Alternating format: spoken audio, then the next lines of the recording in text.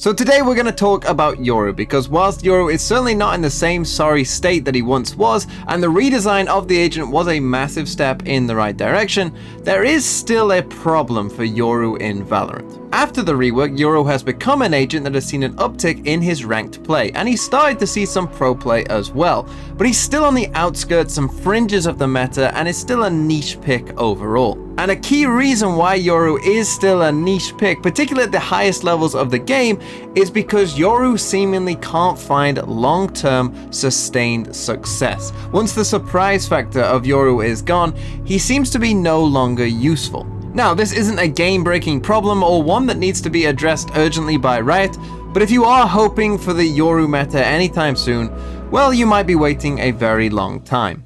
And so now let's take a look at some pro examples of teams using Yoru to prove what I mean, really. We'll start here with PaperX against Team Secret, which was in the APAC qualifier for Masters Copenhagen. The PaperX would win, and of course they are playing Yoru on this map. And what they're going to do in this round, as you see, is they've got Forsaken here on the Yoru, kind of on his own, actually up against 3 people, but the rest of the team is going towards B. Now, whilst that's going on, he's going to send this gate crash out here, and even though he's in a lot of trouble, he actually gets hit by a drone, and a nade comes out to him as well, but now he's going to ult and use the TP to get back into actually the spawn, whilst the rest of the team is pressuring the other side. Now he actually sees the other Yoru on the other side here, and he manages to get that kill. Eventually there does Forsaken. He teleports into Elbow, and so now obviously these players of Team Secret have a big problem on their hands. The killjoy also gets revealed by a Fate Haunt, and they have to give up the site. And this kind of thing was happening very commonly, where PaperX were getting just a ton of value from the Yoru, and Team Secret we actually get another flash and a kill there as well.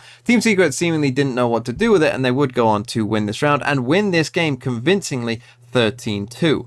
But once you start to use the Yoru, it becomes much easier to predict in terms of what you're going to do, and we will see this in this round against Fnatic here on Bind again, where PaperX are using the Yoru, and you'll see what happens this time, because we're actually going to get a very similar thing, where Forsaken's going to send his gate crash out here. They actually send the clone towards the teleporter, but he gets into this little angle here, so again, he can send out this exact same play. He can send out the gate crash and go and ult, and the pressure is going to come towards B from the rest of his team. So he's going to ult and then come into the gate crash here and wrap around the back of B. But you see that Boaster here on Astra has seen this play before. So what Boaster does is he just follows Forsaken up to a certain point, and eventually Forsaken comes out of the teleporter, but now Boaster, wrapping around behind, gets a free kill because he's seen this happen before. And so what happens is PaperX gets stalled out. They don't have what they were going for initially, and they don't really know what to do all of a sudden, because they were kind of relying on that Yoru being there. The Viper's pick comes here. They don't really have an option. They don't know what's going on A at all. So eventually they decide to come back towards B with these players here, and they will end up losing this round. Now they would go on to win this game 13-10, but you can tell that it's a lot closer, and this happened a couple times where Fnatic seemingly knew what the Yoru was going to do. And of course, this eventually culminated in the grand final, where again, PaperX would play the Yoru against FunPlus Phoenix, and well, this time they would get destroyed by FPX on Bind, and all of the kind of weird, aggressive plays that they were trying to make as a team, FPX seemed very ready for. The Yoru found almost no value whatsoever, and in this round, we're just going to see that, yeah, they got destroyed. They got destroyed all over this map. They were losing a lot of fights like that, as FPX were just playing an absolute blinder, it seemed, on this first map, and PaperX maybe seemed a bit nervous in the grand final, but again, they didn't really get much out of the Yoru. It's stuff like this where, you know, there wasn't that coordination, there wasn't really anything weird, and it was perhaps because they felt a bit unsure about the Yoru overall. Of course, famously, they didn't play the Yoru against Optic in the semi-final because they thought that Optic were, you know, a very good prep team and would be able to have good preparation against it, and so they actually lost Bind not playing the Yoru there as well. But it's actually happened for the other team in the grand final as well, FPX, who played a bit of Yoru in their stage. Didn't work too well on all of the maps, but one that they did find success on with Yoru is Breeze, where they were playing against Ascend here, and they found a lot of success, as we'll see in this round, round number 7. Because what's going to happen is we're going to get an early Viper's Pit here from Ascend. As you can see just there, the Viper's wall goes up from FPX, but what's just happened is Angel has just grabbed the ult orb so that he can go and get his ult. Now actually, Ascend managed to find the first kill, so they're actually in a 5v4 in this round as well, but you can see the score is already 6-0, and they would again go on to absolutely destroy Ascend in this game. FPX, you know, people not being used to the Yoru and whatnot, and eventually what's going to happen here is Angel on our Yoru is going to send out the fake clone down halls, and he's also going to send a gate crash in there as well, and just create some question marks. You see there goes the gate crash, and we're actually going to get the fake Yoru being sent down just there, you see as well. And so Ascend are going to, you know, start to ping out as the Viper Orb comes in there as well. You see they start to ping out this area, and what actually happens is Starkso sees that it was just a fake, but then he's going to fake the gate crash, and you'll see Starkso's reaction to that is, you know, one of confusion as he just spins around there. But now we're going to get the ult, which sees that CNET is there and TPs away, and now he's going to create some confusion with this as he sends the gate crash in towards B instead. He starts running around, and you can see that Ascend are confused, even though they just sent out the Sky Seekers there, the Sky ult.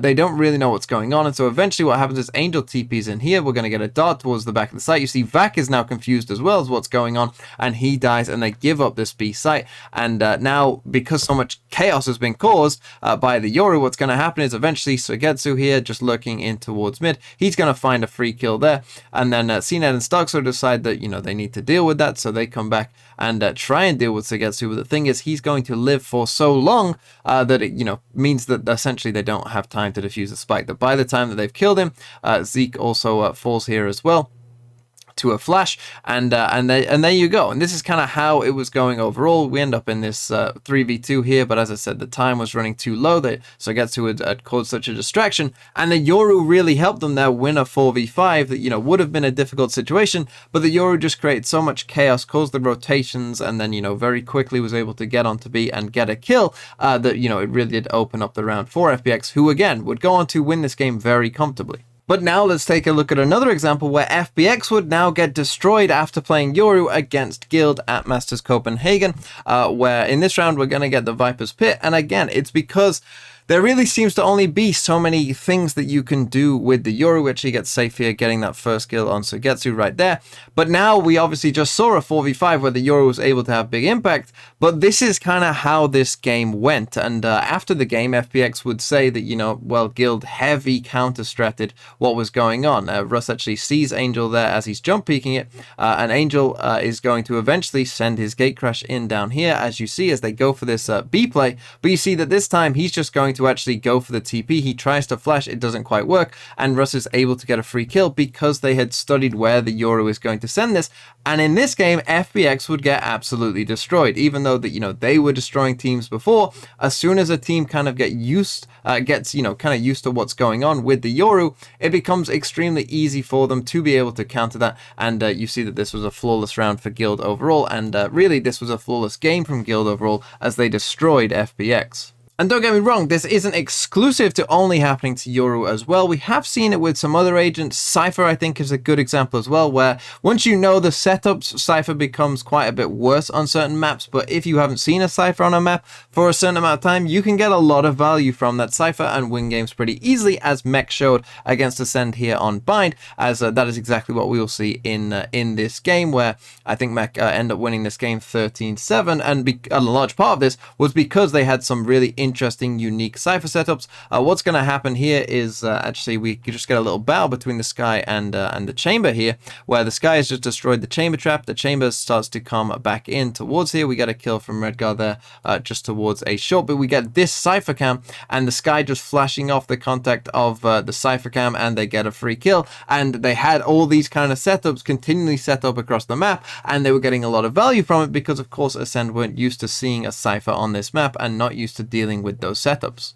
And so that is the Yoru problem, and it's not really a big, massive problem that Riot needs to solve, but essentially if you want to find sustained success with Yoru, well, that just might not really be possible. He's good for maybe a game, maybe 2 games to win with some surprise factor on your opponent, but finding long-term success once an opponent has kind of really, you know, studied what you're doing with the Yoru is going to be very difficult, and really we are yet to see a team do it. Even some of the very best teams, literally the 2 best teams in the world, you could argue, FPX and PaperX, if they can't do it, then really I doubt anyone really can. And so it does seem like if you are expecting a Yoru meta, well, it probably isn't coming anytime soon. And as I said, this isn't really a problem that even needs a big fix. Yoru's a fun agent that is seeing, you know, some amount of ranked play and even some amount of pro play, as we see as well. So it's not like Yoru isn't a problem or anything really needs to change, but just if you are expecting that Yoru meta, maybe don't.